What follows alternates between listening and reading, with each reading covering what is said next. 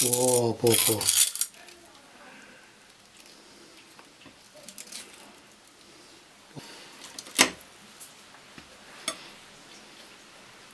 Ο παππούς ο Τάστος μαγειρεύει. Κλαμπατάσας cooking. Γεια σας φίλοι μου καλοί. Καλώς ήρθατε σε ένα ακόμη καινούριο επεισόδιο. Είμαστε στα μέσα του Σεπτέμβρη και αυτές τις μέρες ξεκινάει η γιορτή της μπύρας στην πρωτεύουσα της Βαβαρίας, στην πόλη Μόναχο. Ένα έθιμο που ξεκίνησε το 1810 όταν γινόταν ένας γάμος δύο βασιλικών οικογενειών. Έτσι έχει καθιερωθεί από τότε αυτή η γιορτή της μπύρας με την ονομασία Oktoberfest και είναι μία από τις μεγαλύτερες εκδηλώσεις ή πανήγυρης θα έλεγα στη Γερμανία. 7 εκατομμύρια λίτρα μπύρας καταναλώνονται στο διάστημα που κρατάει αυτή η γιορτή. Φυσικά δεν πίνουν μόνο μπύρα, αλλά όποιος πάει εκεί θέλει να φάει και κάτι. Και πέραν από τα γνωστά γερμανικά λουκάνικα, την τιμητική τους αυτή τη γιορτή έχει και το κότσι. Έτσι λοιπόν θα σας φτιάξω κι εγώ σήμερα ένα κότσι, προσπαθώντας να πλησιάσω όσο περισσότερο γίνεται το κότσι που σερβίρεται στο Oktoberfest, στη γιορτή της μπύρας. Μπορείτε να βάλετε όσα κότσια νομίζετε, εγώ έχω εδώ πέρα 3.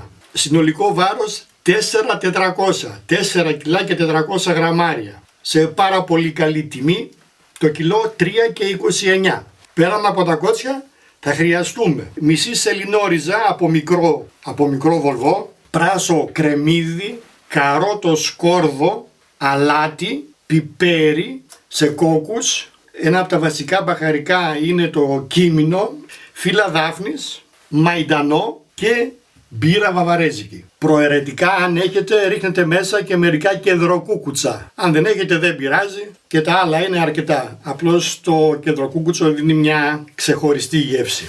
Αφού λοιπόν είναι σπεσιαλιτέ της Βαβαρίας θα χρησιμοποιήσουμε μπύρα βαβαρέζικη. Γιατί στη γιορτή της μπύρας που γίνεται κάθε χρόνο στο Μόναχο, εκτός τα 2 τελευταία χρόνια λόγω COVID ανεβλήθηκε, σερβίρεται μόνο μπύρα από τοπικές ζυθοποιίες του Μονάχου. Να σας τα δείξω λιγάκι εδώ τα κότσια. Είναι από το πίσω πόδι. Είναι περίπου 1300 με 1600 γραμμάρια το ένα. Πάρα πολύ ωραίο κομμάτι, πάρα πολύ ωραίο κρέας, φαίνεται και από το χρώμα του. Πάμε λοιπόν να τα μαγειρέψουμε. Θα προετοιμάσουμε τα λαχανικά, δεν θέλει πολλά πράγματα.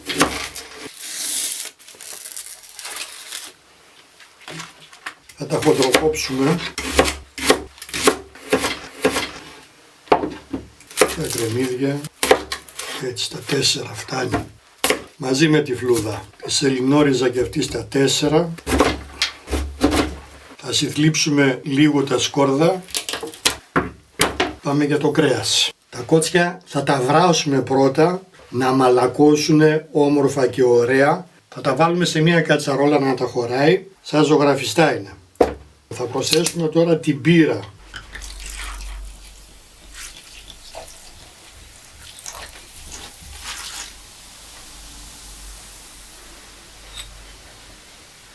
Θα σκεπάσουμε με νερό.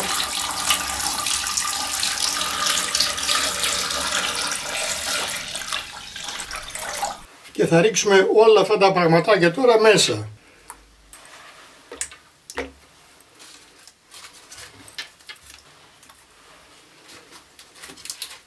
Αλάτι θα βάλετε το ανάλογο, έτσι λίγο πρέπει να τσιμπάνε.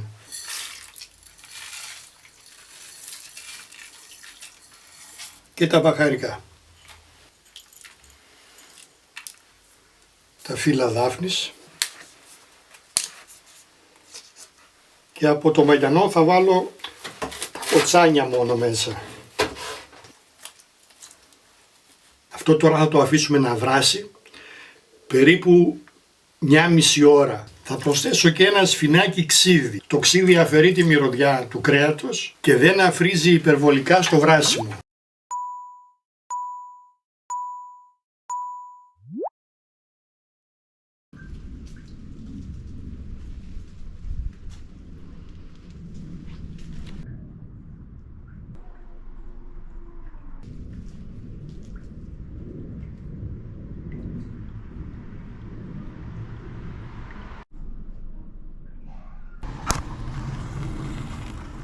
Θα ανάψουμε τη φωτιά.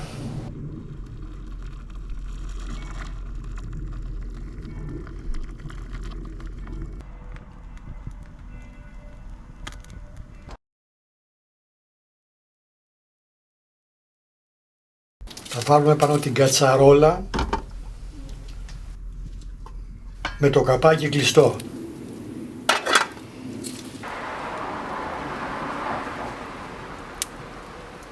Ψιλοβρέχει, φυσάει σήμερα, απ' όλα κάνει.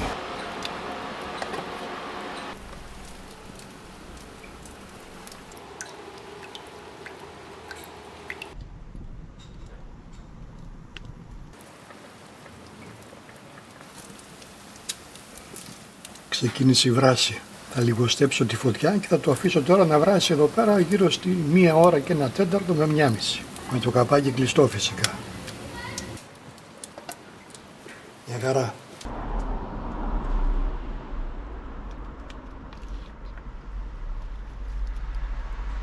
Και μην ξεχνάτε, για εγγραφή εκεί κάτω, ξέρετε εσείς. Πατήστε και το καμπανάκι και κάθε φορά που ανεβαίνει καινούργιο βίντεο του παππού Τάσου θα σας έρχεται η ειδοποίηση. Να είστε καλά.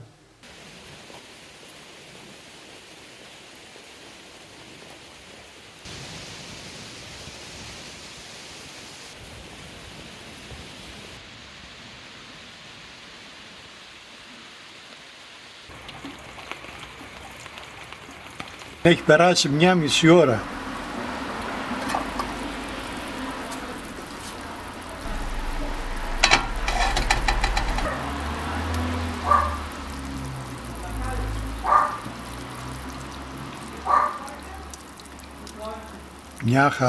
Μια χαρά έχει μαλακώσει. Το βράσιμο τέλος, κατεβάζω.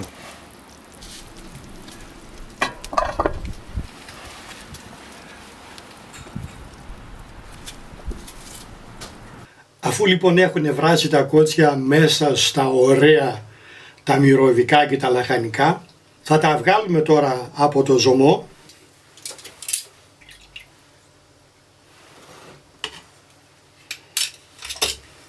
Θα τα βάλουμε στο ταψί που θα τα ψήσουμε με τα κόκαλα προς τα πάνω. Αυτά τα κόκαλα. Τώρα δεν ξέρω αν αυτό το ταψί θα τα χωρέσει. Αν όχι θα πάρω μεγαλύτερο. Θα δοκιμάσω να τα ψήσω σε αυτό.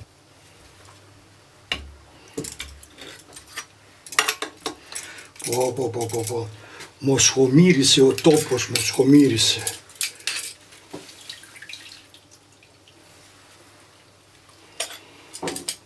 Τελικά μου είναι λίγο μικρό αυτό. Το ταψί άλλαξε. Εδώ είναι πιο ευρύχωρα. Τώρα αυτό που θα κάνουμε είναι να χαράξουμε λιγάκι εδώ το δέρμα. Όχι πολύ βαθιά. Έτσι βλέπετε αμέσως ανοίγει τώρα με ένα κοφτερό μαχαίρι. Δεν το κόβουμε πέρα για πέρα, το θέλουμε για να μας βγει μετά το δέρμα τραγανό. Έχουμε ανάψει στο φούρνο στους 180 βαθμούς στις αντιστάσεις και προθερμαίνεται. Τώρα μπορούμε να το κόψουμε και σε καρέ, μπορούμε όμως να το αφήσουμε και όπως είναι. Το πάμε στο φούρνο και να το ψήσουμε για 1 ώρα στους 180 και μετά θα δώσουμε full τα γκάζια στο φούρνο, 250 βαθμούς, ανάβοντας επάνω τα σπιράλ του γκριλ για να ψηθεί καλά το δέρμα και να αρχίσει να σκάει σαν popcorn. Είναι ακριβώς 1 ώρα μέσα στο φούρνο. Τώρα θα ανοίξω τις αντιστάσεις επάνω, το γκριλ, μαζί με τον αέρα για να αρχίσει τώρα να σκάει το δέρμα. Μόνο έτσι γίνεται τραγανό και τρώγεται.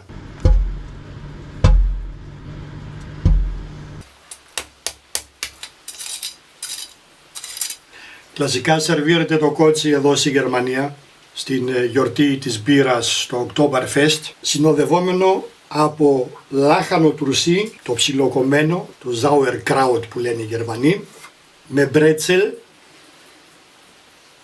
Μπορεί να σερβιριστεί και με πατάτες ή με πουρέ πατάτας ή με knödel που λένε οι Γερμανοί, τα knödel.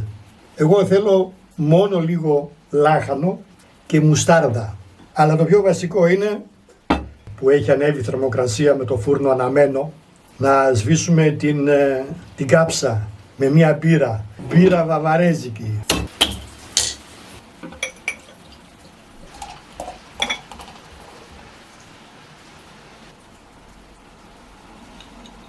Άντε στη γιορτή της μπύρας, στην υγειά μας.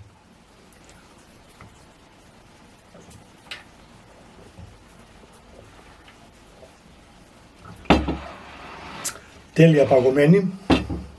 Εγώ θα πάρω αυτό το μεγάλο για να δούμε και αν ψήθηκε μέσα.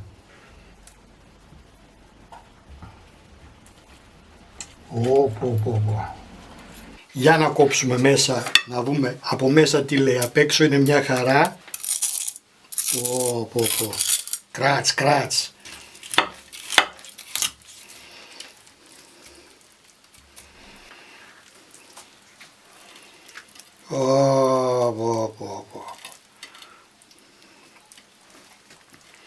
Για να δούμε το κοκαλάκι θα βγει, να το γυρίσουμε τώρα έτσι.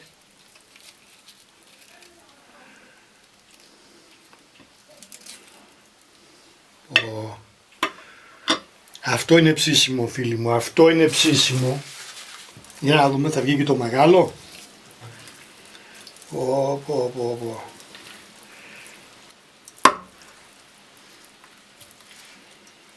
Για να δούμε λιγάκι έτσι, αυτή η πέτσα εδώ έγινε τραγανή. Γιατί την ακούγατε μες στο φούρνο, μπαμ.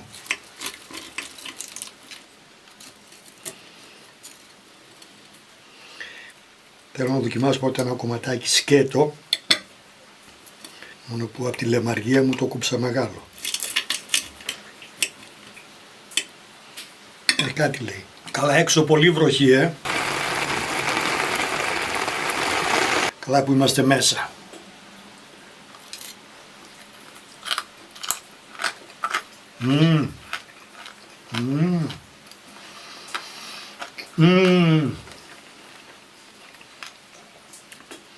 Απόλυτη επιτυχία. Δεν θα μπορούσε να ήταν καλύτερο. Για να βάλουμε και λίγη μουσταρδούλα εδώ έτσι. Πάει πάρα πολύ η μουστάρδα.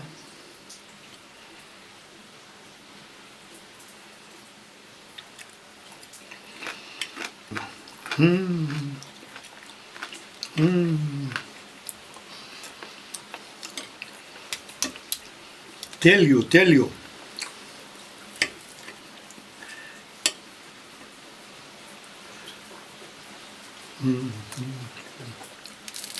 Για να σπάσουμε και ένα μπρέτσε με το χοντρό το αλάτι από πάνω εδώ. Πολύ βροχή.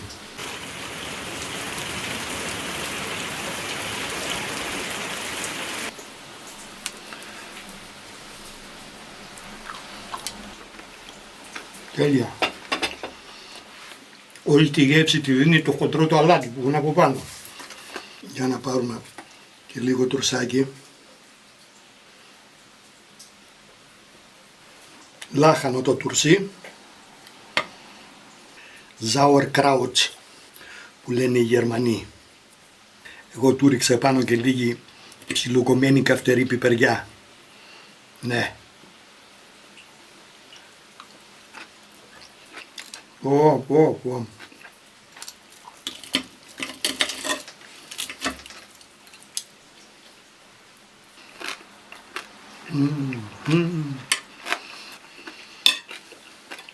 Δεν είναι γιορτή της μπύρας, όποτε σας δοθεί η ευκαιρία να το φτιάξετε. Είναι εξαιρετικό, είναι φανταστικό. Στην υγειά μας.